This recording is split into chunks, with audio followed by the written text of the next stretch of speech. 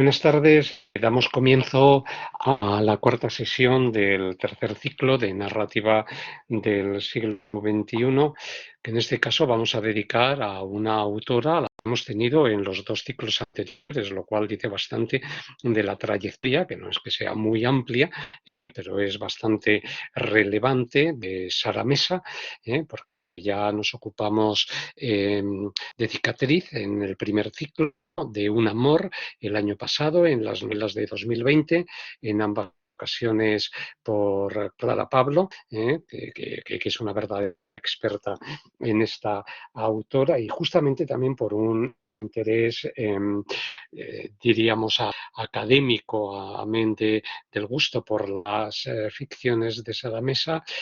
Andrea Felipe Tendero se encuentra ahora mismo en cuarto, nos va a proponer este acercamiento a Cara de Pan. En el inicio pues, me ha recordado que está preparando como TFG un análisis de, bueno, de las figuras femeninas o de la conciencia femenina en la narrativa a la mesa, ¿no? Y parece idóneo, además, porque Salamesa es una autora que ha creado, ¿no?, unos personajes femeninos, bueno, pues muy problemáticos y que posibilitan, ¿no?, que este acercamiento permita, ¿no?, encontrar aspectos, facetas, que de algún modo pues iluminen, ¿no?, tanto la trayectoria como el concepto, ¿no?, de la propia poética de la creación de los personajes de Sara Mesa, que es muy peculiar, ¿no? Y serán los puntos que Andrea Felipe desarrollará ya de inmediato. Así que sin más preámbulo,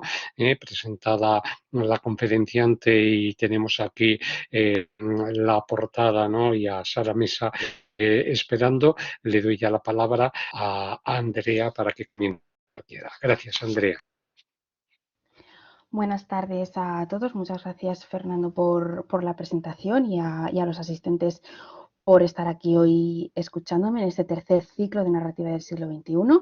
Y efectivamente voy a analizar, a comentar Cara de Pan de Sara Mesa. Así que vamos a comenzar. En primer lugar, vamos a hacer una breve presentación de la autora.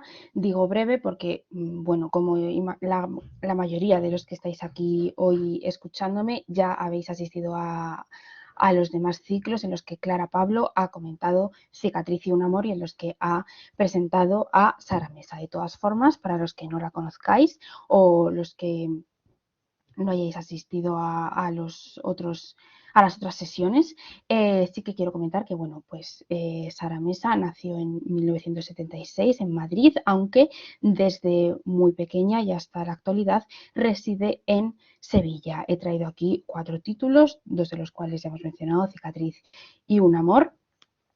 Bueno, para mencionar su trayectoria, que como ha dicho el profesor no es demasiado extensa, lleva aproximadamente 10-11 años escribiendo novelas que están teniendo un cierto prestigio y una relevancia en la narrativa española actual, y ha ganado también diversos premios. En 2011 publica Un incendio invisible y gana el premio Málaga de novela. Esta es su primera novela, vamos a decir, reconocida por la crítica. En 2012 publica 4x4, que no está aquí en la portada. En 2015 Cicatriz, que gana 2 premios, Ojo Crítico de Narrativa y Premio Arzobispo Juan de San Clemente, que, bueno, a mí personalmente Cicatriz me encanta, se me parece una novela buenísima. En 2016 publica Mala Letra, que es una recopilación de varios cuentos. Y en 2020 es la más reciente, Un amor, que también ha ganado el premio de los libreros en la categoría de ficción. También buenísima, ya ha sido reconocida por algunos críticos como la mejor novela de 2020. También quiero mencionar otra obra que tiene Sara Mesa llamada Silencio Administrativo. En este caso es un ensayo publicado en 2019 sobre la situación que viven las personas sin techo en Andalucía, por una experiencia real que ella tuvo. En ello fue lo que se inspiró para crear este ensayo. Bien, una vez he comentado esto, un breve recorrido por sus obras. Me gustaría leer estos dos fragmentos que he traído de críticos definiendo la narrativa de Sara Mesa. En el primero tenemos que a Sara Mesa le van las zonas de sombras, la inquietud que provoca lo que no se acaba de decir y la perversidad de las relaciones de poder entre las personas. Efectivamente, todas las novelas de Sara Mesa están marcadas por las relaciones entre personas y personajes que no tienen necesariamente que tener nada en común, como es el caso de Cara de Pan. Ahora lo vamos a ver, va a ser de lo que vamos a hablar durante toda esta hora. En la segunda cita tenemos Sara Mesa levanta una literatura de alto voltaje trabajada con precisión de orfebre. Y me gustó mucho, ambas están sacadas de la página de Anagrama en la que se presenta Sara Mesa como autora, efectivamente, que publica en Anagrama. Y me gusta esta cita porque efectivamente Sara Mesa escribe de una manera muy singular y muy buena. Hace unas descripciones que para mí son excepcionales y la forma en la que intercala el diálogo, ese diálogo indirecto con las descripciones, para mí es muy atrae de una forma muy peculiar. Bueno, esto era todo lo que quería decir sobre ella y ahora ya sí que sí, vamos directamente a hablar de Cara de Pan. Se publica en 2018, que no lo he dicho hasta ahora, y bueno, vamos a comentar algunos aspectos antes de entrar en materia sobre los personajes, la trama y demás. En primer lugar, quiero leer este argumento breve que nos encontramos en la contraportada del libro y dice así. La relación entre una adolescente y un hombre maduro que se encuentran en un parque, una novela deslumbrante sobre tabús y miedos. Cuando leemos esto, cuando leemos este primer argumento, creo que todos nos imaginamos algo que no tiene nada que ver con lo que va a ser esa novela. Es cierto que esto es un fragmento muy pequeñito, pero eso es lo que quiero destacar, que de buenas a primeras todos nos imaginamos un desarrollo principalmente de ese hombre maduro y lo que busca de esa niña que pues no tiene nada que ver con lo que realmente sucede. Ahora me gustaría también leer esta respuesta que da Sara Mesa a una pregunta que le hacen. La pregunta es la siguiente. Esto es en una entrevista, ¿vale? La pregunta es la siguiente. Es obvia tu predilección por espacios cerrados y restringidos, y en esa línea sigue tu última novela, Cara de Pan. ¿Te preocupa manejar mundos narrativos más amplios o es que hay muchas ventajas en lo reducido? A lo que Sara Mesa responde. Por poner el caso de Cara de Pan, se abordan cuestiones sociales de amplio alcance a través del impacto concreto y, en cierto modo, pequeño, en dos personajes casi insignificantes. De lo particular se va a lo general. Camino, por cierto, nada premeditado tampoco. He escogido esta entrevista porque se realizó por la revista Contrapunto, que es la revista de literatura de la Universidad de Alcalá, en la que muchos de los ponentes de estos ciclos participan y la dirigen, es por la que la he elegido. Y ahora ya vamos a los aspectos más formales de la novela, y es que está dividida en dos partes. La primera, de la página 7 a la página 106, compone el grueso de la novela en la que tenemos la introducción y el desarrollo, y una segunda parte de la 107 a la 136. Esta segunda parte es bastante más breve, en la que tenemos el desenlace. Quiero comentar ya, por si se me olvida, que yo esta segunda parte he decidido pues no hacer demasiado, o sea, no hablar sobre ella para, bueno, los que no hayáis leído la novela, si es que hay alguien, invitarle a que finalmente lo haga, porque voy a dar, pues, bueno, algunas pistas para que le inciten a leerla, a pesar de que yo, pues bueno, voy a destripar prácticamente todo. Pero el final, he decidido no hacerlo. Bien, además, más cosas que quiero comentar respecto a las dos partes en las que se divide. La primera se llama El Parque y la segunda se llama La Cafetería. Esto se debe a que hay solamente dos espacios en esta novela y son efectivamente el parque en toda la primera parte y una cafetería en esa segunda. Como podemos ver, es una novela bastante corta. Lo comentaba con el profesor antes de comenzar, que a pesar de la extensión, que es bastante reducida, como en general las novelas de Sara Mesa son novelas breves, da muchísimo juego y hay muchísimo que comentar y muchísimos puntos de vista. Vamos ahora con la portada para terminar esta pequeña contextualización y vemos a una niña en esa posición que está rodeada por hojas y por dos pájaros. Esos dos pájaros, como los que os habéis leído la novela sabréis, no están puestos al azar. Los pájaros tienen una relevancia bastante importante y las hojas indican pues, bueno, que está en una zona de naturaleza que es efectivamente ese parque. La posición de la niña también me parece bastante ilustrativa de lo que esta niña siente, ¿no? Esa posición en la que está revela un poco cuál es su personalidad, que vamos a ver. Y bueno, es una portada que me parece bastante sencilla, pero que recoge bastante bien todo el significado de esta novela. Vale, avancemos ahora sí hacia esta primera parte, que es la que voy a desarrollar, ¿vale? Que ya he dicho que se llama El Parque. Bien, este es el comienzo de la novela, así que voy a leerlo. La primera vez la coge tan desprevenida que se sobresalta al verlo. La niña está apoyada en el tronco del árbol, leyendo una revista, cuando oye sus pasos acercándose, el chasquido de las hojas secas al quebrarse, y después lo ve, de pie delante de ella. Quizá un poco turbado, pero no sorprendido por encontrarla allí, oculta tras los setos. El viejo pide perdón. No quise asustarte, dice, y después le pregunta qué está leyendo, pero entre una cosa y otra, entre la disculpa y la pregunta, a la niña le da tiempo a reaccionar. Esto responde mostrándole la revista, una revista para chicas. Quizá así, piensa ella, al ver esa revista que obviamente no es para niñas, creerá que es mayor de lo que es y evitará la temida pregunta: ¿qué haces aquí a estas horas? Aunque lo cierto es que el viejo se limita a sonreír y a mirar la revista vacilante. Bien, así es como comienza Cara de Pan. En primer lugar, quiero comentar que el narrador de esta novela es heterodigético, está en tercera persona y es omnisciente, porque conoce los pensamientos de ambos personajes.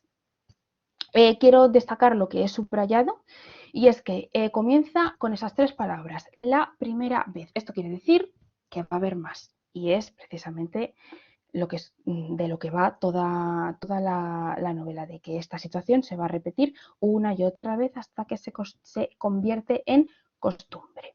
Con esas tres primeras palabras ya Sara Mesa nos está adelantando todo lo que va a suceder en la novela. Prosigo con lo subrayado. El viejo pide perdón. Esto lo he subrayado para que nos centremos en la figura del viejo, en la edad, ¿no? Todos leemos, cuando comenzamos a leer esta obra, todos nos imaginamos a un anciano, una persona mayor de avanzada edad. Luego veremos si esto es así o no. Y en último lugar tenemos, obviamente no es para niñas. ¿Y qué haces aquí a estas horas? Desde esta primera página vemos que la niña ya directamente nos enseña cuáles son sus tres principales propósitos. 1, parecer mayor. 2, no ser vista. Y 3, no ser regañada. Hay algo que está haciendo que no está bien, es estar ahí a esas horas. Vamos a ver dónde está efectivamente y a qué hora y por qué no podría estar ahí. Y por qué quiere pretender ser mayor, o aparentar, mejor dicho, perdón, ser mayor. Vale, ella piensa que el viejo va a descubrir lo que quiera que ella está ocultando, pero no es así, no es así. Y ahí está el primer punto de discordancia entre un personaje y el otro. Vamos a avanzar y ahora ya vamos a leer estos fragmentos en los que caracterizamos un poquito mejor a ambos personajes. La niña, y leo: Más o menos a la misma hora el viejo reaparece. Como ya hemos adelantado, esto es una situación que se repite en muchas ocasiones. Lleva la misma ropa, la misma expresión de asombro y de pudor. Este es el punto de vista de la niña. Entonces, ¿por qué llevas un libro en la mochila? No va a mencionar el instituto. Si lo menciona, él le preguntará en qué curso está y hará sus cuentas. El libro comienza en la página 9, ya en la 13 sabemos qué es lo que está sucediendo, y es que esa niña está en un parque en horario escolar. Una niña que evidentemente tendría que estar en el instituto. Ahí está lo que tanto le preocupa. Vamos con el viejo. Dice: yo de eso no entiendo, dice él, pero en sus palabras no se desliza reproche ni desprecio. Yo también leo revistas, dice, pero las mías tratan sobre pájaros. La niña, extrañada, murmura: ¿pájaros? Pensando que quizá al decir pájaros el viejo se refiere a otra cosa y que él está lanzando una indirecta. De aquí me gustaría destacar dos cosas. En primer lugar, el tema de los pájaros, que ya hablaremos largo y tendido sobre esto, es algo que obsesiona a este hombre. Y en segundo lugar, las segundas intenciones que la niña se cree que tiene el viejo y que no es así. Ese es el punto clave entre lo que la niña espera que el viejo va a hacer y a decir y lo que efectivamente el viejo dice que no concuerda, no tiene nada que ver. Y cómo estos dos personajes van a conseguir mantener esa peculiar relación, aunque de buenas a primeras no tengan absolutamente nada en común. Además, el narrador al principio nos intenta engañar con las supuestas segundas intenciones del viejo, ¿no? Que son efectivamente lo que todos pensamos cuando leíamos ese argumento de la contraportada que iba a suceder en este libro. Bien, prosigo. Después de que la situación se vaya repitiendo durante varios días, ambos personajes comienzan a habituarse a esta situación. Por lo tanto, vamos a ver cuál es lo que yo he considerado el primer gesto fuera de lo casual, de lo accidental, ¿no? Que es que de repente un señor vaya paseando y se encuentre a una niña en un parque. Esto ya no es algo casual, y es que al día siguiente, creo que esto es, si no recuerdo mal, el tercer o el cuarto día que se encuentran, lleva una toalla. El hombre lleva una toalla para que la niña no esté sentada sobre la tierra y bueno, pues esté más cómoda, ya que pasa ahí horas y horas, claro, desde las 8 de la mañana hasta las 2 aproximadamente, que es el horario del instituto. Bien, vamos a ver el siguiente fragmento que he traído, y es en el que se demuestra que se van estrechando los lazos entre los personajes. Es casi mediodía cuando aparece. Aunque una parte de ella ya estaba celebrando haberse quitado por fin de la vista, otra, más oculta e incomprensible, se alegra de su llegada. Aquí vemos que esos dos personajes empiezan a entenderse bastante bien. Es la página 20, o sea, llevamos muy poquito de la novela, ¿no? Al principio la niña piensa, pero este hombre, ¿quién es? Porque esta quiere que se vaya para que no la descubra. Cuando ella se da cuenta de que ese hombre no es para nada consciente de que ella está faltando al instituto y que ella no debería estar haciendo lo que está haciendo, ella digamos que se tranquiliza y la presencia del viejo le agrada. ¿Vale? Además tiene gestos con ella de amabilidad, como es el de esa toalla. Por lo tanto, se van conociendo, se van entendiendo y sobre todo, poco a poco, estos dos personajes se van a ir necesitando. Y ahí está, en mi opinión, el punto clave de la novela, como lo que en un principio son dos personajes absolutamente y completamente diferentes, acaban complementándose de una forma tan natural.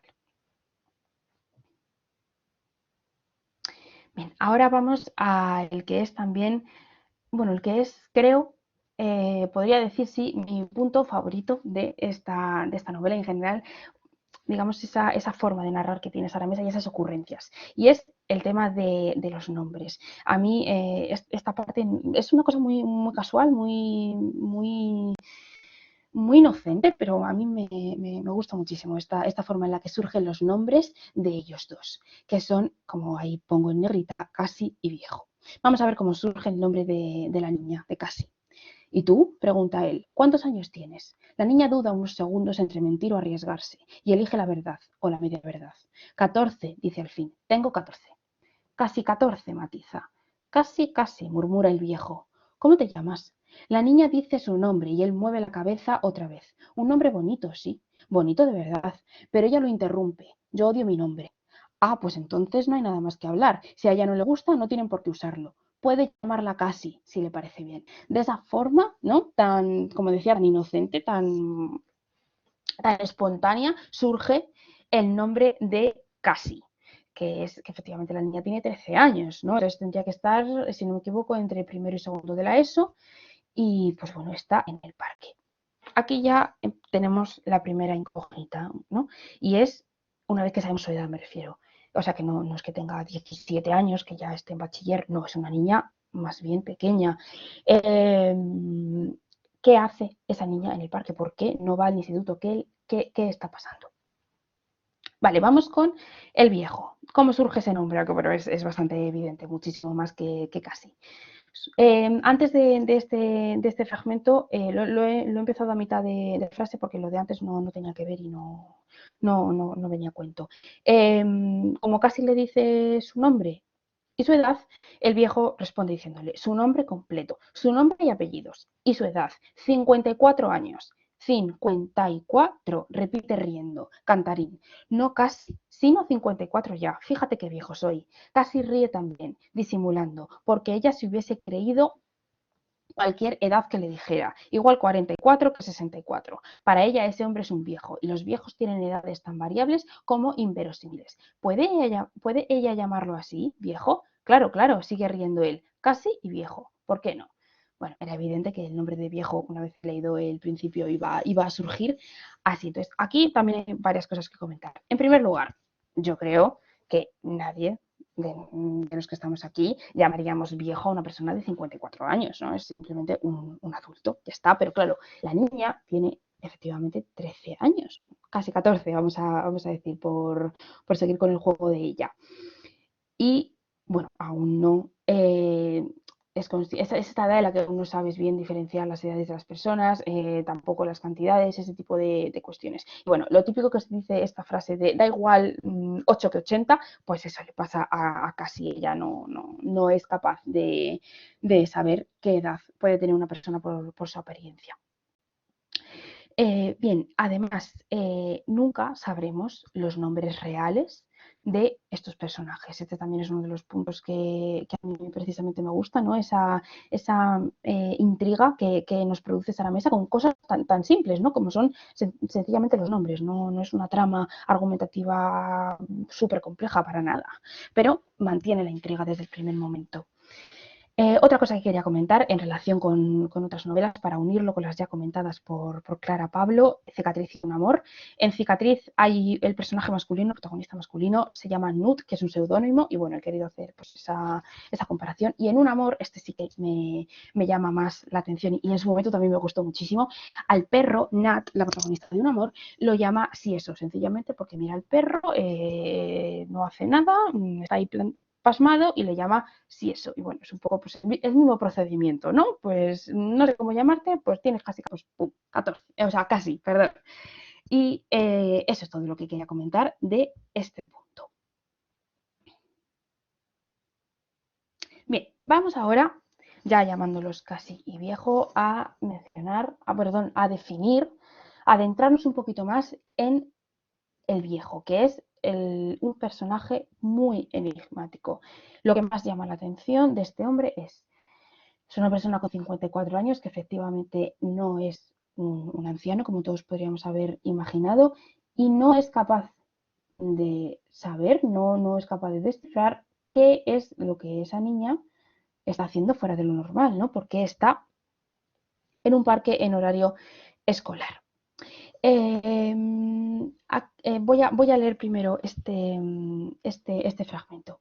¿Estás en paro? Pregunta Casi. No exactamente. No ha dicho que no tenga trabajo, sino que no trabaja. No es lo mismo. El que está en paro se supone que busca cambiar su situación y él ya no busca nada, simplemente no trabaja. Aquí ya tenemos la segunda incógnita de este personaje. La primera, ya lo he dicho, porque no le resulta raro que casi esté en el parque.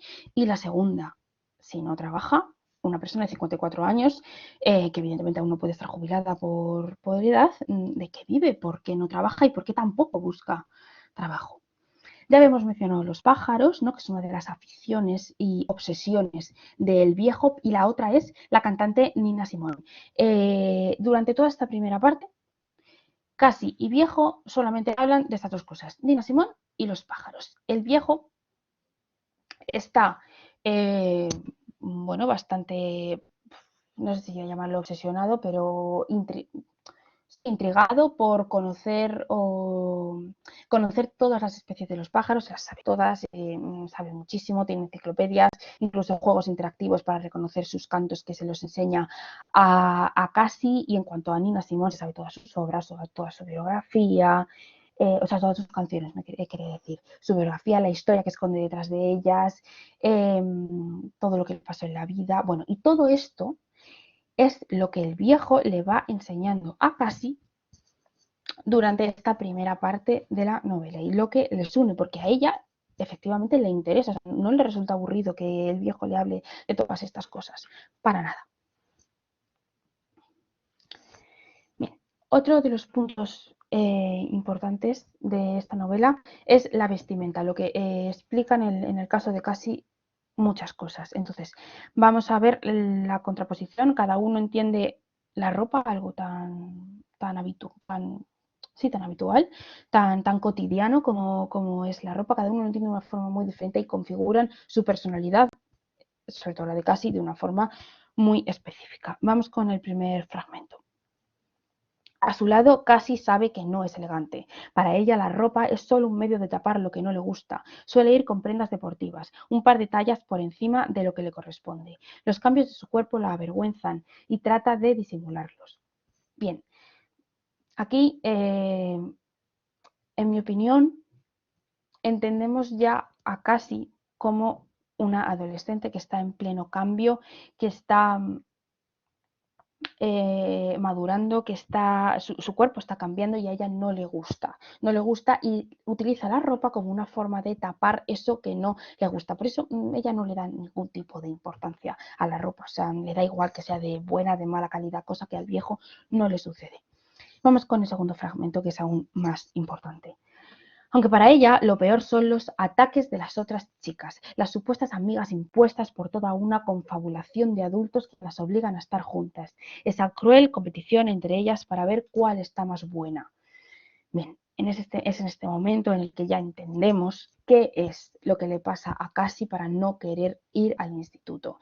Las demás chicas, las demás compañeras de clase la atacan, la insultan y ella es víctima de acoso escolar, es por ello por lo que no quiere ir al instituto. Quiero mencionar aquí el personaje de Marga, es una compañera de Cassie de clase que no aparece activamente en la novela, solamente la menciona Cassie, la define, bueno. Y ella, Marga, es la niña que se encarga de poner motes a toda su clase. ¿Cuál es el mote que le pone a Cassie? Cara de pan.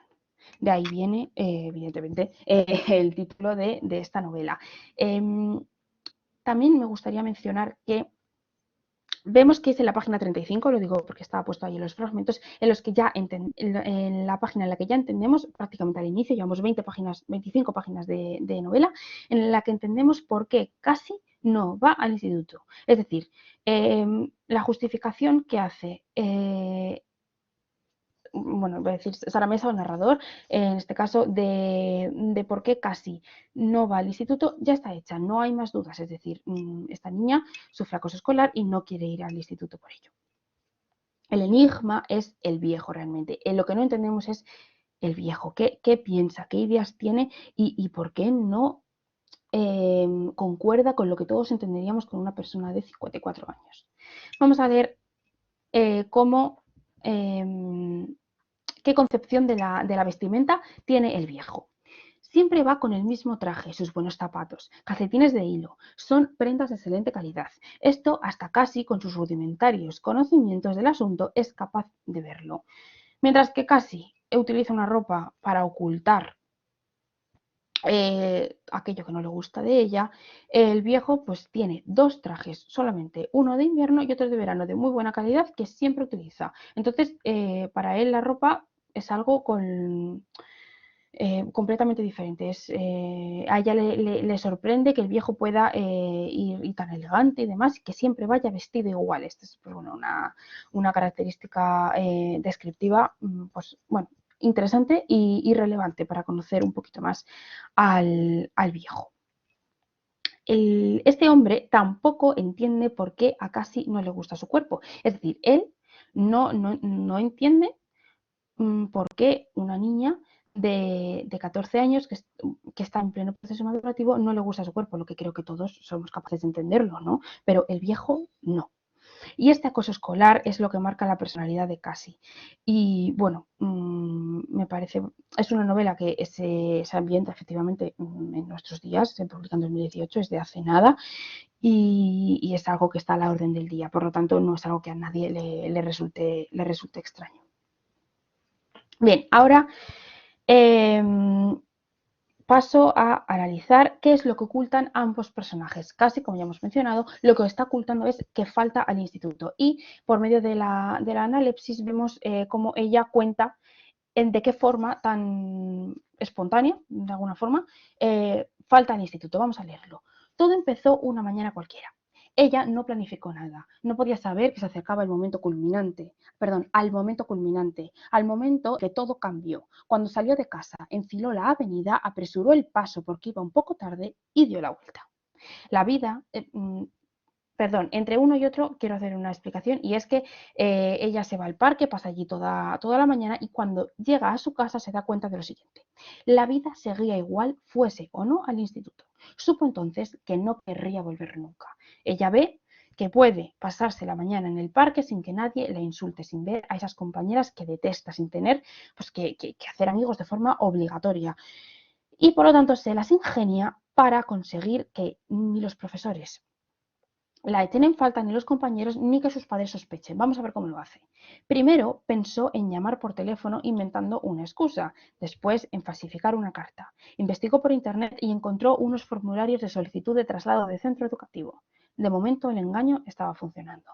Ahí tenemos ya la respuesta del misterio de Cassie, en la página 43. Es decir, Cassie es un personaje que, digamos, va de frente.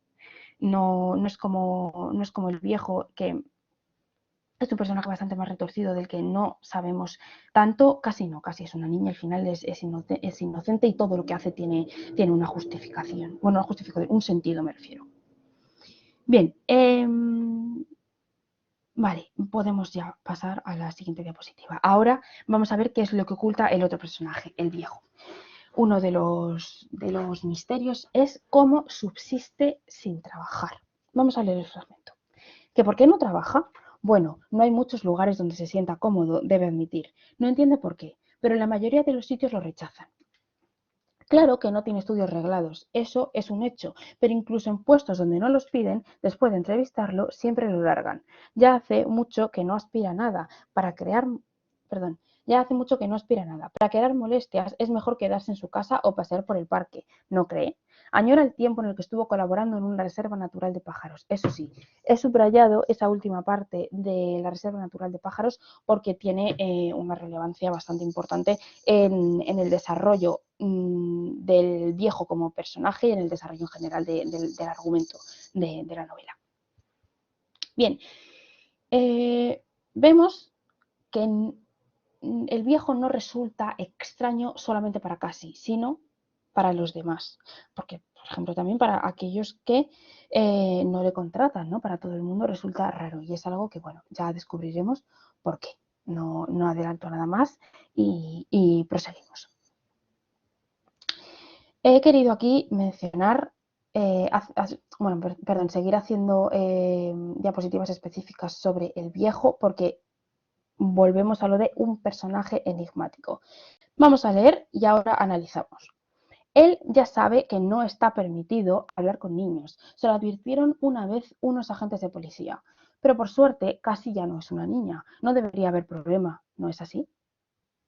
Con esto vemos que el viejo solo acata las normas sociales si le son explicadas. Es decir, no entiende las normas sociales por las que nos regimos todos, ¿no? O sea, a él le han tenido que explicar unos policías que no podía hablar en un determinado momento del pasado con unos niños. Por eso él todo tiene que ser explicado. Por eso casi le tiene que explicar que está faltando al instituto y que ella, como tiene 14 años y es obligatorio, tiene que ir al instituto.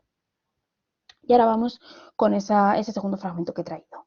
Solo más adelante sabrá casi que una vez él tomó veneno, no para matarse realmente, confiesa. Lo hizo solo para llamar la atención, desesperado, aun sabiendo que corría el riesgo de morir. Lo único, eh, lo único que pretendía, falta un qué, perdón, era hacerles ver a los de la clínica que de verdad necesitaba pasear solo. Aquí descubrimos dos cosas. Primero, que el viejo estuvo en una clínica y segundo, que si estuvo en una clínica de carácter psiquiátrico es que tiene algún tipo de patología. Por lo tanto, quiero hacer la comparación entre el uno y el otro. Casi ya hemos dicho antes que en la página 35 ya habríamos descubierto por qué falta el instituto. En la página 70 aún no sabemos qué es lo que oculta el viejo. Ese es el misterio. Ese es lo que Sara Mesa con un argumento tan plano, es decir, son solamente dos personajes que se conocen, nos mantiene tan intrigados. Son solo dos personajes y no podemos dejar de leer en este punto de la novela. Bien, prosigo. Ahora vamos a mencionar a los demás personajes. Ya dejamos hablado ese análisis que hemos hecho de Cassie del viejo para centrarnos en los otros personajes en este punto que son relevantes para lo que viene a posteriori. Los he dividido en Cassie, viejo y operarios, ahora explico por qué. Cassie, perdón, los personajes que giran alrededor de Cassie son la familia y la escuela. En la familia están su padre, su madre y su hermano. Sus padres tampoco merecen, pues bueno, demasiado hincapié, son dos personas normales, dos padres al uso. Su hermano sí que tiene una relevancia muy, muy importante en la personalidad de Cassie. Su hermano es 9 años mayor que ella y actualmente, en el momento en el que está sucediendo la historia, está fuera, estudiando un máster, fuera de la ciudad, fuera del país incluso. Y casi eso lo ha sentido como un abandono. Por lo tanto, eso le ha marcado profundamente, que se ha quedado sin su hermano, que era su confidente. En cuanto a la escuela, tampoco me voy a detener demasiado, ya hemos mencionado a Marga, las compañeras, y los profesores es que sencillamente no la echan de menos. Como ella firmó esos papeles, firmó esos papeles falsificándolos y, por cierto, poniendo un teléfono falso para que no hubiera sospechas, pues no la echan de menos, no tiene más. En cuanto al viejo, en su familia solamente menciona a dos personas, el padre y la madre. Esto lo vamos a comentar posteriormente, no me detengo más. También menciona unos personajes que están muy relacionados con él, que son los policías de la mente, lo que evidentemente son psiquiatras de esa clínica de la que ya hemos hablado. El hecho de que el viejo llame policías de la mente a psiquiatras, pues bueno, ya nos deja entrever un poquito esa patología que él puede tener y esa terminología que utiliza.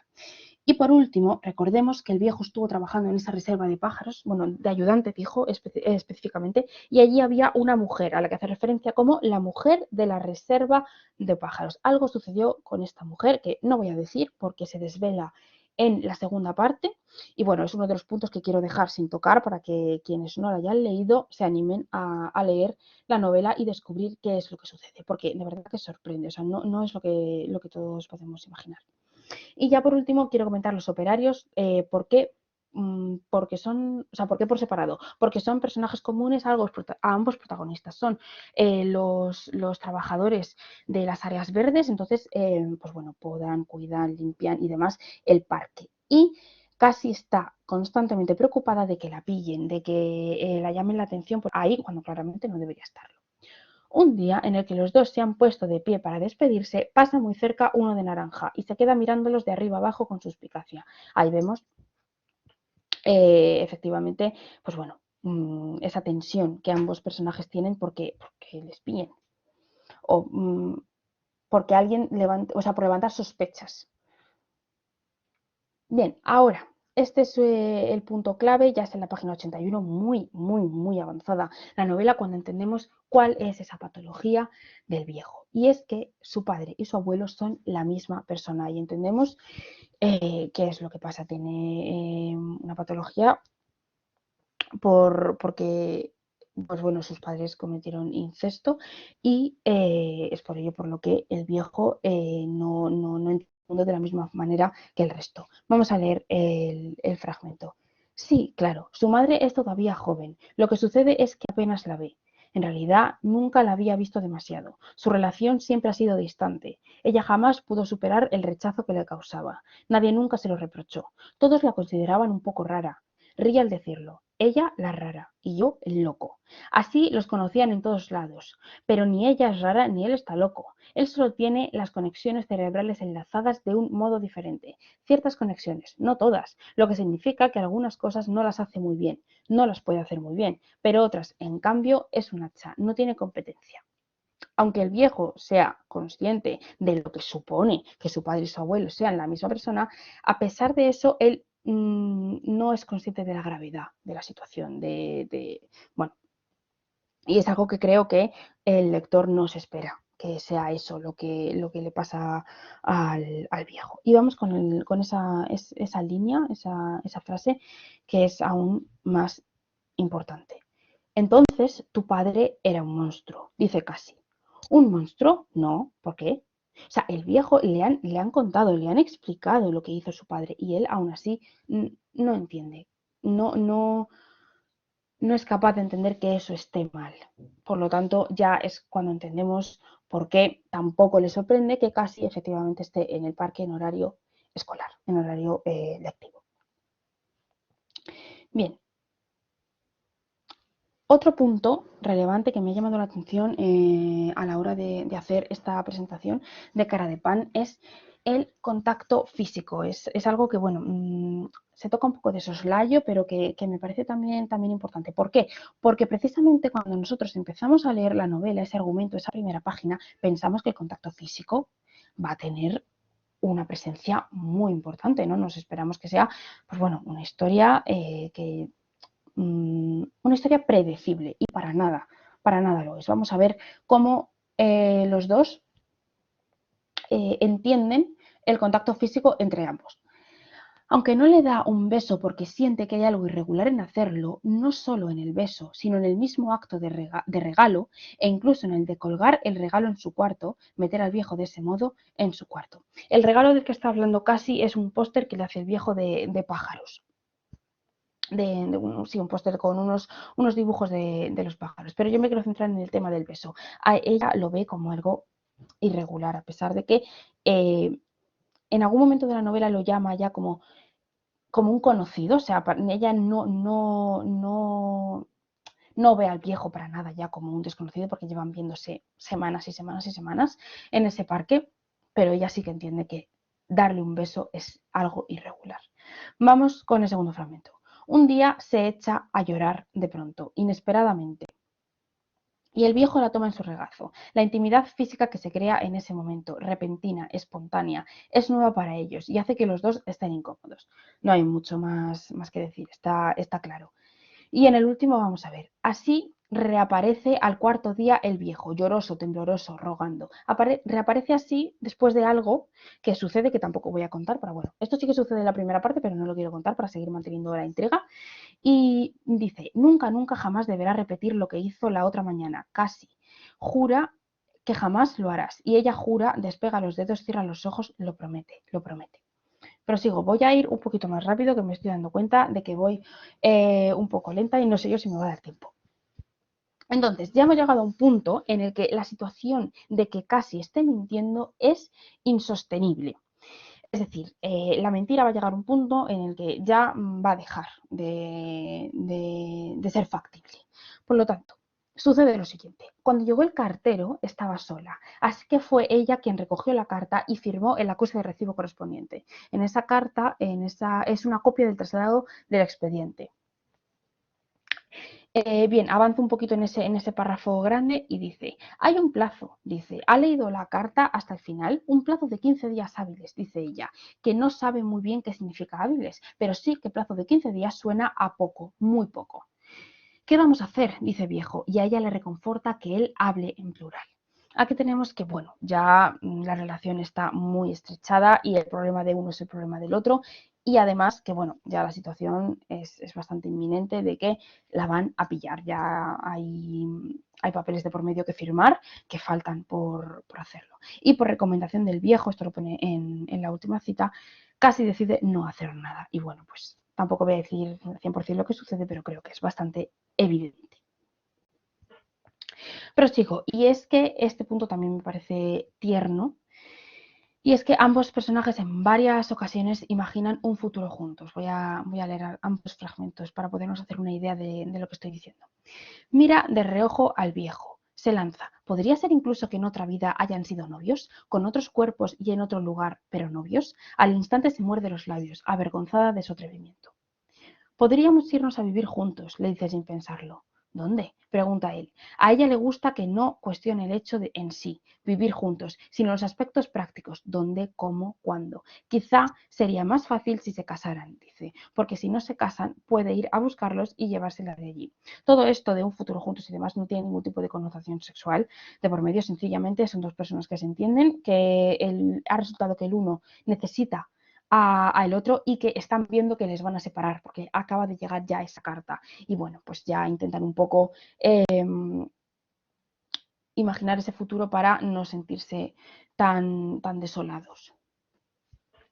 Bien, y aquí ya estamos llegando al final de la presentación.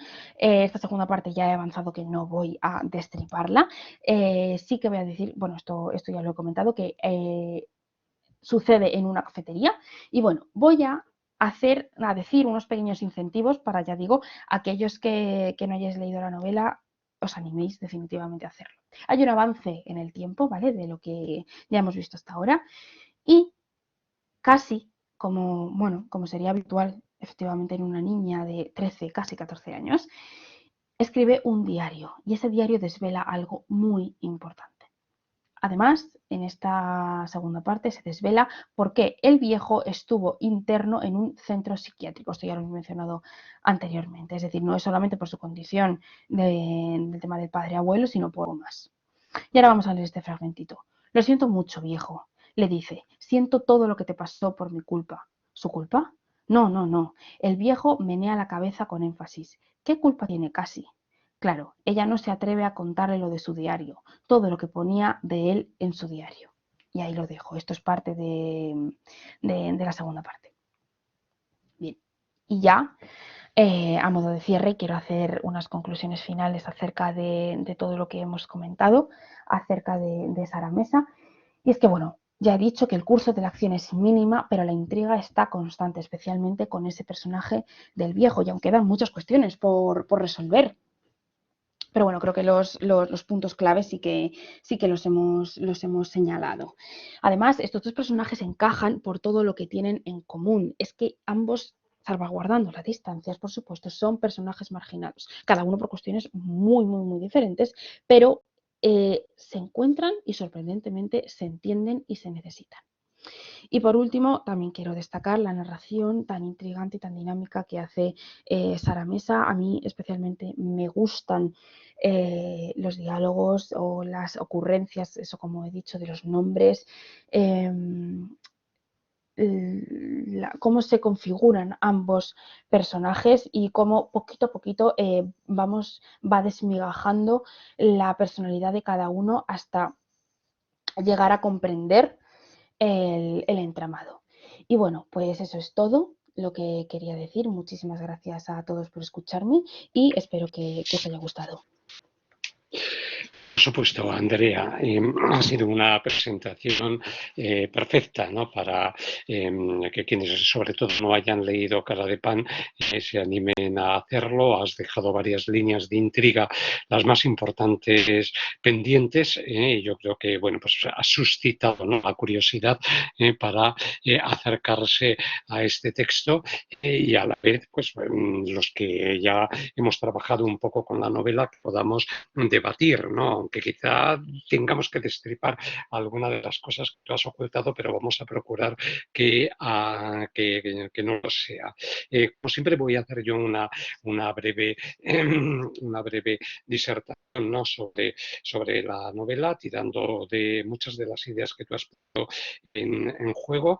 Efectivamente, estamos ante una obra de 2018 previa a Un amor, posterior a Cicatriz, y estas novelas de algún modo pues están conectadas y vinculadas porque están obedeciendo a un patrón muy similar. Tú que estás estudiando la figura femenina, pues habrás visto muchos puntos de contacto entre Sonia, la protagonista de Cicatriz, Cassie, que es la protagonista de Cara de Pan, y Nat, ¿no?, que es la protagonista de Un amor. Son figuras que de algún modo se presentan con una incapacidad de adaptarse, ¿no?, frente a las normas sociales, frente a un conjunto de reglas. La realidad siempre es hostil en cualquiera de las formas y buscan el modo o de defenderse o de refugiarse, como ocurre aquí en Cara de Pan. Entonces, quizá en esta obra tiene el acierto Sara Mesa en estas 136 páginas, yo creo que de construir una de las ficciones más tensas de todas las que ella ha creado, ¿no? Porque efectivamente estamos ante dos personajes que carecen de una identidad cierta, puesto que no vamos a saber nunca cuáles son sus nombres verdaderos. Hay una frase: ellos se han puesto los suyos, está refiriéndose a los nombres, tú lo has explicado muy bien, Casi y Viejo, para escapar del nombre real, que es una cárcel, se dice. ¿Por qué el nombre real es una cárcel? Porque lo es también los mundos de los que provienen. Para Casi es una cárcel ese instituto o colegio en donde está sufriendo pues ese acoso que deriva a ese mote tan insultante que hace que por la vergüenza pues le haga urdir, en fin, toda una serie de textos y de buscar los subterfugios convenientes para escapar, ¿no?, de esas circunstancias. Mientras que el viejo, pues el que tampoco llegaremos a saber mucho, lo ven como un ser incomprendido, ¿no?, inadaptado. Has dado en el clavo cuando hablas de los policías de la mente, ¿no?, a los que se refiere, ¿no? Hay otra frase que dice: los vigilantes de la moral hacen sus diagnósticos mentales diseccionando familias, ¿no? Y la novela está plagada de toda esta serie de referencias. Entonces, como tú muy bien has puesto de manifiesto, hay una primera parte que es la más extensa, que se llama el parque, ¿no? Y entonces ahí es donde es factible la relación entre estos personajes que en principio tendrían que parecer tan diferentes, pero que, como tú has indicado, justamente cuando se cobijan tras los setos, vigilando que los hombres de naranja, de verde, de rojo, etcétera, ¿no?, con un cromatismo que de algún modo parece que ya va indicando distintos tipos de peligro, vigilando que no los entren, y en ese refugio es donde es posible que esa relación se vaya anudando progresivamente, sobre todo gracias a, al mundo que el viejo le descubre a Cassie y que no corresponde para nada a esos esquemas de los que ella quería huir. Hay un hecho que es muy importante en esta obra y es que Cassie es una persona, bueno, es una adolescente que se sirve de la imaginación en todo momento. Para ella la imaginación es un instrumento con el que se está inventando continuamente la vida. Una vida que hubiera querido tener y que en el instituto pues les explica todo todos, que si se va de vacaciones con sus padres a Grecia, a Italia, que si su padre es tal, su madre es cual, hasta que de repente, claro, todo se le desmorona, se le viene abajo y descubren pues, que es una familia de lo más normal, como tú has señalado, en donde cuando se va el hermano y le falta el apoyo, pues aún se le desbarata, ¿no? Aún más ese sistema de relaciones sociales. Pero esa capacidad imaginativa es la que lo diferencia del viejo. El viejo no tiene absolutamente ninguna capacidad de imaginar nada. Hay una serie de frases en donde nunca miente. Son reflexiones de Casi sobre el viejo, tan inteligente en las cosas inútiles. Alguien que no puede ir más allá de lo que es esas acciones suyas por el mundo de los pájaros, por Nina Simone, eso le basta para colmar su vida. Entonces, esto nos llevaría al de que estamos ante una novela que tiene unas claves metarrativas magníficas para poder analizar un poco la poética de Sara Mesa y ver cómo, por ejemplo, bueno, pues Sonia en Cicatriz está siguiendo unos cursos de escritura que son que de algún modo, pues Nut, que es el que le manda los regalos, pues le alienta porque ella tiene esa vocación, y vemos que también en Un amor, Nat realiza distintas traducciones, ¿no? Y que también ella intenta poner en juego en esas traducciones algo de creatividad o reflexiona sobre las palabras, es decir, que es una línea constante en la narrativa de Sara Mesa, el introducir pues, toda esta serie de reflexiones sobre el poder de la ficción, la capacidad de inventar otras vidas, el modo en que esa imaginación puede servir para evadirse de las circunstancias reales, sobre todo si son tan oprimentes como lo son para el viejo, y en el caso, claro, del viejo hay una reflexión al principio que se puede abordar porque está en las primeras páginas, cuando están hablando de lo que hacen, de si les gusta leer o no les gusta leer, y dice, el viejo no lee novelas porque se mete demasiado en la historia, se pega al o a cualquier otro personaje, imagina que ellos son él o que él es ellos. No puede evitar modificar la historia. Esta palabra es fundamental, modificar la historia. Imaginar qué haría él de estar ahí dentro, eligiendo un rumbo u otro por sí mismo. A veces entra en varios personajes al mismo tiempo y se hace un lío tremendo. En ese momento casi le dice que a ella no le gusta leer mucho, pero que en cambio sí le gusta escribir. Y es donde aparece ese diario que le costará, ¿no?, tantos disgustos al viejo, porque en ese diario casi va vertiendo todo lo que va ocurriendo tras el seto, pero de una manera enteramente diferente. Entonces es cierto, nosotros que podríamos estar pensando, bueno, la relación adulto con la relación de una niña de 13 años que se refugian en un parque, claro, enseguida, pues no tienes que devanarte mucho la imaginación pues para pensar, ¿no?, cuál podría llegar a ser la situación a la que la novela puede conducir, ¿no? Y es absolutamente lo contrario, como Andrea no lo ha dicho, yo tampoco lo voy a decir, pero sí quiero leer un breve fragmento de la primera página del diario, que además se marca con cursiva, y que de algún modo muestra, ¿no?, ese poder de la imaginación, al mismo tiempo sus peligros y los riesgos, ¿no?, que puede llegar a tener el crear historias paralelas a los hechos que están ocurriendo. Poco a poco, escribe Casi, desvelando sus secretos. Yo no creo que él sea malo, aunque posiblemente haya hecho cosas malvadas. Nosotros que hemos estado leyendo la novela a este punto, nos quedamos pues con los ojos a cuadros diciendo, pero bueno, ¿qué estás escribiendo? ¿Qué te estás inventando?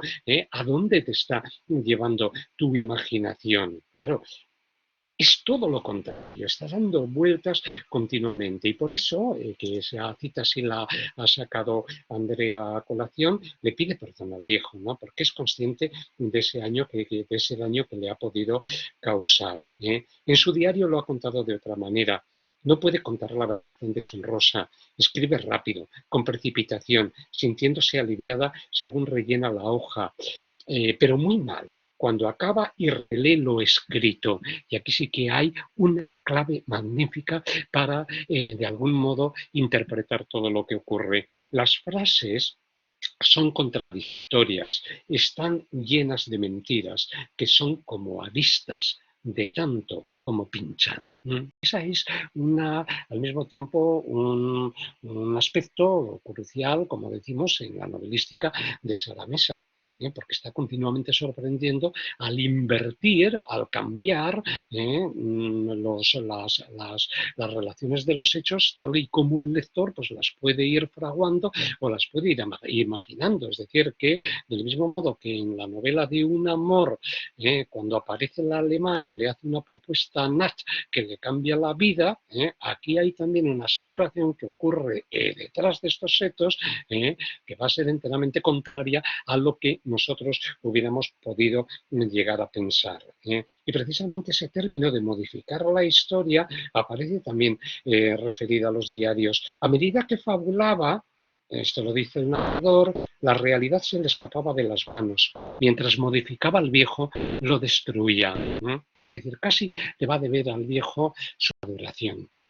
Ya lo habréis visto si habréis leído la novela. Lo poco que le enseña sobre los pájaros no lleva consigo mucho más allá lo de identificar tal canto, ver que si esta ave tiene estas características o aprenderse sus nombres en latín, ¿no? Y le implica también pues, un contacto con la naturaleza.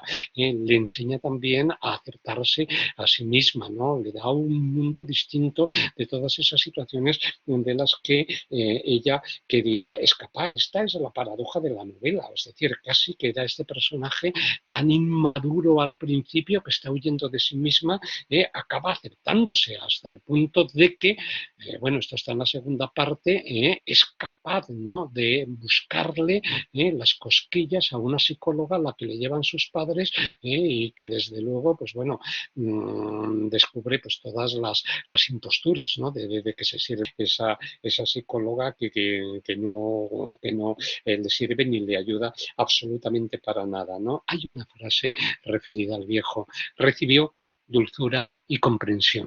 Es lo que no estaba recibiendo de ese mundo externo, de esa realidad hostil, ni por parte de su hermano, cuando regresa precipitadamente, y tampoco de ese amigo de su hermano con el que casi pues intenta flirtear un poco, porque la obsesión de casi es que ella no gusta a los chicos y ya casi todas las amigas de su clase han tenido, sin un novio, pues otro cambiarán de novio al año que viene, y ella va arrastrando esos traumas, y se libera de esos traumas gracias al viejo, ¿no? Y la paradoja justamente pues es esta, ¿no? El, eh, la jugarreta, ¿no?, que le gusta al viejo al contar en los diarios cosas que nunca han llegado a ocurrir, ¿no? Todo eso pues va ocurriendo en la cafetería, en una conversación en la que se ve, ¿no?, la unión que habían llegado a alcanzar, y en donde, por cierto, hay un personaje también muy importante y que representa ese mundo hostil, que es el de la camarera, ¿no?, que les mira de lejos, ¿no?, y les dirige unas miradas un tanto aviesas, porque llevan 3 horas sentados en la misma mesa y de algún modo, bueno, pues parece que no, no están consumiendo mucho, no son buenos clientes y están escapando de las normas que regulan las relaciones sociales. Se ven mil cosas más porque es una novela que, como veis, es breve, pero que cuando se va metiendo uno en la piel de estos personajes que carecen de nombre, y va viendo cómo van cambiando las situaciones que uno podía haber imaginado que ocurrían, porque la imaginación de casi es que es tan desbordante que se acaba imponiendo sobre la tuya, es realmente magnífica, ¿no?, para ir viendo, bueno, pues cómo la mesa sigue explorando, ¿no?, toda esa serie de situaciones de personajes inadaptados contra un mundo que por lo común acaba recortándose con toda esa hostilidad. Aquí no aparece Cárdenas, que es el lugar emblemático en el que ocurren las primeras obras de Sara Mesa. No tenemos nombre de la ciudad, pero bueno, es un ambiente urbano que está ligado. Yo creo que ella, no sé si estoy recordando ahora una entrevista, hablaba de un parque cercano a donde vive en Sevilla y que de algún modo, bueno, pues parece que ella se inspiró, ¿no?, para este ambiente de la primera parte. En fin, Andrea, pues enhorabuena. No sé si quieres añadir algo a lo que yo he dicho antes de dar paso a los asistentes. ¿Querías comentar una cosa? Pues sí, me he dado cuenta que, claro, me he dejado muchas cosas en el tintero y ay, ahora mismo me he quedado en blanco. Pero bueno, sí, el tema de, sobre todo del final, claro, como has dado algunas pistas del diario, de todo lo que ella se va inventando totalmente. Sí, había algo que estaba pensando, pero ahora mismo no me viene a la cabeza. Voy a pensarlo y si me viene, lo digo, ¿vale? Lo compartes. Gracias, Andrea. Voy a dar paso Gracias. a los asistentes porque, en fin, se han leído la novela y además ya casi hemos hecho un mini curso sobre Sara Mesa, ¿no? Las tres novelas que hemos ido examinando a lo largo de estos 2 años que estamos aquí asomados a la pantalla. Ya parece que, en fin, con mejores aires, ¿verdad? Que hace 2 años. A ver, algunos comentarios, por favor, que queráis hacer sobre el texto, si lo habéis leído, o algo que queráis sugerir al hilo, ¿no?, de la lectura de los pasajes. Julia López, venga, como no Buenas está hoy tardes. Clara, pues estás tú en representación de Clara. Venga, Julia. Muy bien. Es que, es, es que Julia, perdona, para quienes no lo sepan, es hija, entre comillas, de Clara Pablo, ¿no? Con lo cual, de algún modo, decir que es su representante, pues tiene todo sentido. Venga, Julia, Me perdona, enorgullece que así te además. presentaba un poco. Bueno, lo primero, felicidades Andrea, porque me ha gustado muchísimo, muchísimo la presentación. Yo cuando leí la obra, la verdad es que me fijé en todo lo que has dicho y por eso me ha gustado y la he recordado, la verdad es que con mucho amor. Nada, a ti.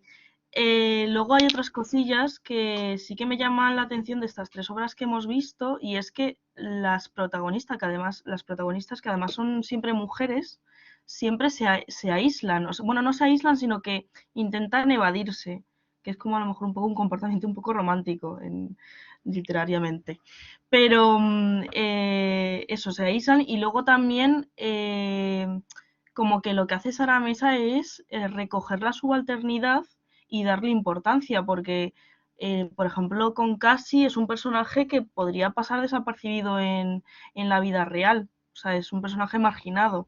Y el viejo igual. Lo que pasa es que Sara Mesa es como que recoge todo eso y lo eleva, que es lo que a mí me gusta mucho de la autora. Y nada, eso es todo. Efectivamente, esa capacidad que tiene Sara Mesa de salvar, ¿no?, a figuras que podrían llegar a ser enteramente normales. Dice Antonio Luis, que nos deja escrito aquí, a ver si lo rescato, que es importante. Dice, yo quería mencionar el tema de la burocracia, ¿no?, porque no en vano ya ha recordado Andrea ese silencio administrativo de 2019. Dice el viejo, suele ser así, le explica, la burocracia tiene sus plazos, no pueden saltárselos, se te acercan lentamente. Efectivamente, las estructuras de la administración como un enemigo que te acecha, que te acorrala y que es muy parecido, ¿no?, a esas estructuras del psiquiátrico en donde se ha estado recluido, no, o también de la maquinaria administrativa. Creo que es algo que le interesa bastante a mí. Sí, pienso efectivamente en el ensayo de Silencio administrativo, ¿no?, la burocracia como enemiga, ¿no?, de la libertad humana. Por supuesto, vendría a ser quizá esa la dicotomía que podría llegar a plantear Sara Mesa. Gracias, Antonio Luis, por esta aportación que es enteramente certera. José Luis, te damos la palabra. Julia López nos está pidiendo otra vez, o perdona, o es que la habías dejado. No, no, Vale, la gracias, había José Luis. dejado. Ya la he quitado. Bien, muy bien. José Luis, dinos. Pues nada, felicitar a Andrea por su exposición como he escrito, porque me ha parecido muy amena y muy interesante. Decir que me ha deprimido un poco cuando empecé a leer la novela el hecho de que llamar al personaje viejo con menos años de los que tengo yo. Y por primera vez he empezado a pensar de verdad, a partir de qué edad entendía yo cuando era joven, que empezabas a ser viejo. Y ha sido como mirarme al espejo. En fin. Y luego de decir que la verdad es que a mí lo que más me ha gustado de la lectura es cómo toca los temas tabú que, que desde luego que no se posiciona en ningún sentido, sino simplemente los deja ahí para que veamos y analicemos que lo que piensa la mayoría no tiene por qué ser lo mejor, ¿no? Y que hay casos en los que pues se tienen que analizar muchas más cosas. Y me ha parecido muy interesante cómo lo toca sin entrar en profundidad para que el lector pues, pueda sacar sus propias conclusiones, ¿no? Eso es lo que a mí más me ha llamado la atención de esta novela. Gracias. Perfecto, José Luis, sí, en efecto, compartimos esas ideas porque tanto el tema del incesto, por ejemplo, ¿no? Que es el que marca el origen del viejo, ¿no? Como lo que ocurre detrás de esos hitos, que no vamos a decir lo que es para que la gente pues, se acerque a la novela, es totalmente, ¿no? Distinto a cómo en un principio pues lo hubiéramos podido llegar a imaginar, ¿no? En esas situaciones. Entonces sí que es importante. A ver, alguna aportación más, que seguro que hay más ideas.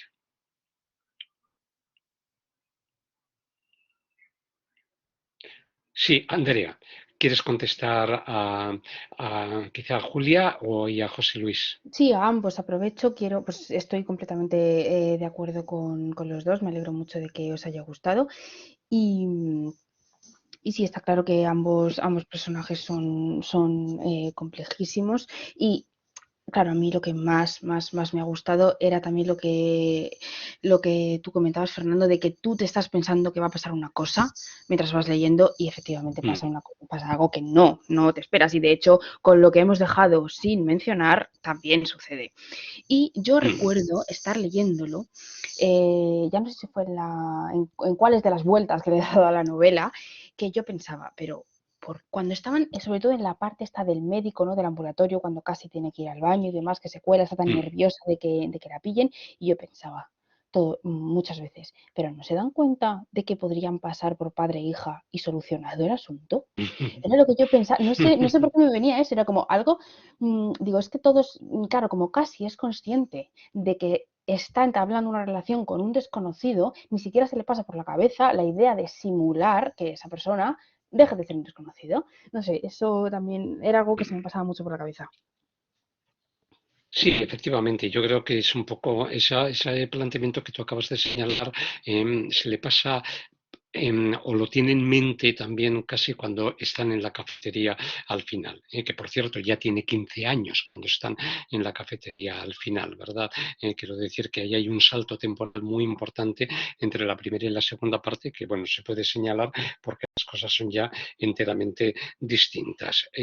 Yo sí quería también incidir en la importancia de los registros elocutivos, ¿no? Con que la obra se construye y que yo creo que os habrá llamado profundamente la atención porque no tiene nada que ver con las otras novelas, ni con Cicatriz, ni con Un amor. Es decir, efectivamente estamos ante un narrador que está tan metido en la conciencia de los personajes, es decir, esa voz diegética que asume por completo los registros miméticos de los personajes, es decir, los registros entonativos, las locuciones, los giros, las construcciones, se van enhebrando.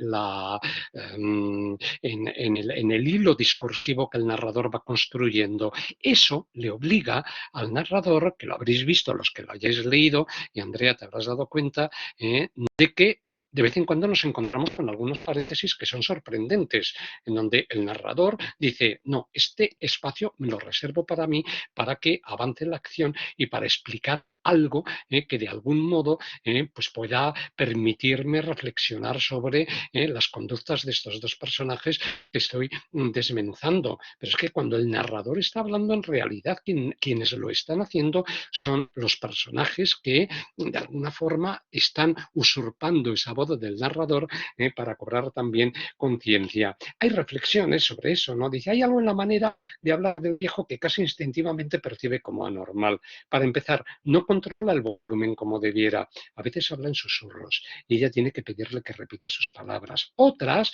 su voz se eleva inopinadamente y grita, con el riesgo de llamar la atención de los operarios. Y habréis visto, quienes hayáis leído la novela, que hay continuamente exclamaciones correspondiendo precisamente a esas salidas de tono o a esas locuciones, ¿no?, con las que el viejo pues de repente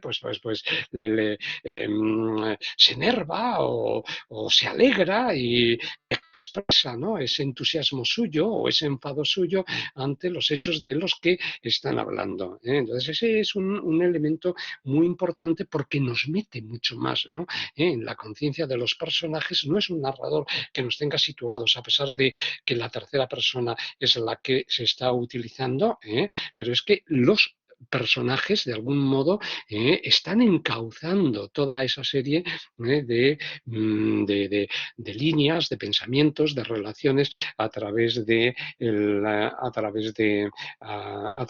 narrador. Entonces, por eso los paréntesis tienen una importancia extraordinaria. Yo creo que esta obra se podría perfectamente realizar de ella una adaptación teatral. Ahora que Lola Herrera ha despedido después de 40 horas con Mario, que ya es bastante. Si alguna obra de Sara Mesa se podría llevar sobre la escena, esta indudablemente lo permitiría de una forma perfecta, porque esos paréntesis parecen casi didascalias, es decir, apartes, como os decía. Andrea me complementa. Sí, sí, de hecho hay un momento en que el viejo, a ver que se me ha ido esto, dice, el viejo es como un niño, claro, refiriéndome a que no controla su tono de voz, ¿no? Y eso es lo que lleva a esos altibajos, ¿no?, que son sorprendentes en ese sentido. Yo creo que esta es una de las novelas en las que Sara Mesa ha cuidado más el estilo, ¿no?, para crear esa verosimilitud. Conforme, Alba, hasta pronto. Sí, estamos ya casi terminando porque yo ya, sobre todo por mi edad, me estoy pareciendo al viejo y cojo la palabra y no la suelto. Así que, en fin, os devuelvo la palabra a vosotros para que sigáis un poco con el hilo de los comentarios. Mar, venga. Buenas tardes. Gracias, Andrea, por la presentación. A mí me ha gustado, bueno, la presentación me ha parecido fantástica y tenía muchas ganas de este día porque a mí la novela me ha interesado, me ha emocionado y yo creo que es una novela escrita de una manera muy inteligente. Sobre todo porque despista también mucho al lector, ¿no? Yo creo que de alguna manera que el lector mira desde los ojos de Cassie.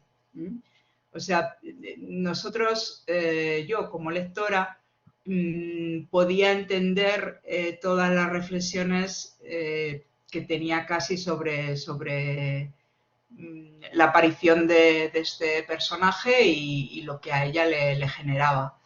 Entonces descuadra mucho el personaje del viejo en ese sentido, ¿no? Y nos va abriendo la mirada a, bueno, pues a ese vínculo relacional que yo creo que es muy sanador. Sobre todo para Cassie, porque el viejo es terapéutico para ella. Sin embargo, yo pienso que el viejo no necesita a Cassie. Él podría estar en el parque y mirar los pájaros, pero para Cassie la aparición y la irrupción del viejo en su vida sí que me parece, desde ese punto de vista, pues terapéutico, ¿no? Aunque entre los dos tienen esa simbiosis que es muy enriquecedora. también creo que es necesariamente el personaje del viejo tenía que construirse como el que es, porque si no, ¿de qué manera esta niña adolescente podía llevar a cabo esa dinámica, ¿no? Digamos, en la clandestinidad? Tiene que ser con un personaje como él, que además es un personaje que no juzga, que yo creo que es lo rico. Lo que habéis dicho ahora del niño me parece muy bien traído, porque no la juzga, o sea, la potencia en el sentido siempre positivo, pero es muy amoroso, ¿no? La figura del viejo. Entonces, desde ahí me parece una novela muy tierna y no sé, a mí particularmente sí que me ha emocionado y me ha encantado y bueno, pues no sé, no tengo mucho más que decir, creo. Efectivamente, Marte, sí, te agradecemos muchísimo los comentarios, sobre todo porque al principio has incidido en el poder también de la amistad, ¿no? Y en el valor que Sara Mesa concede, ¿no? Eso es común a toda la narrativa de Sara Mesa, ¿no? Lo tenía yo también por aquí anotado, como efectivamente desde el principio, no solamente la voz, es también ojos, ¿no? De los personajes los que se entregan al lector para poder contemplar las escenas que se están construyendo. Cuando entra el viejo en el refugio del seto, en el primer párrafo tenemos: lo mira sin levantar, se está refiriendo a Cassie, recorre con la vista desde abajo hasta arriba, observa las manos regordetas, mira, recorre con la vista, observar, son relacionados, lo que llamábamos los verbavindi, y continuamente vamos encontrando estas perspectivas que como lectores pues tenemos que utilizar lógicamente para ver qué es lo que ocurre en el interior de esta obra, de este entramado de ficción, ¿no? Entonces te agradecemos mucho la observación sobre la mirada que era tan importante y por supuesto que es una novela que te emociona, ¿no? Por todos los sucesos que se están produciendo en esta relación tan desigual entre la niña que es, está, ¿no? En esos 13 años, ¿verdad? Y luego ese señor que no sabemos de dónde ha venido y arrastra también una historia verdaderamente terrible. Efectivamente. Andrea, ¿quieres decirle algo a Mar? Sí, que yo, por supuesto, estoy completamente de acuerdo y, claro, creo que en parte por esa razón por la que vemos la historia contada desde los ojos de Cassie, como tú has dicho, descubrimos muchísimo antes lo que oculta Cassie que lo que oculta el viejo. También es verdad que, claro, es un personaje mucho más enigmático, el viejo mucho más intrigante, mucho más raro que Cassie. Cassie al final es una niña normal a la que le pasa algo que, bueno, desgraciadamente está a la orden del día. Efectivamente. Muy bien. ¿Alguien quiere participar? Estamos ya casi en el filo de las 6:30.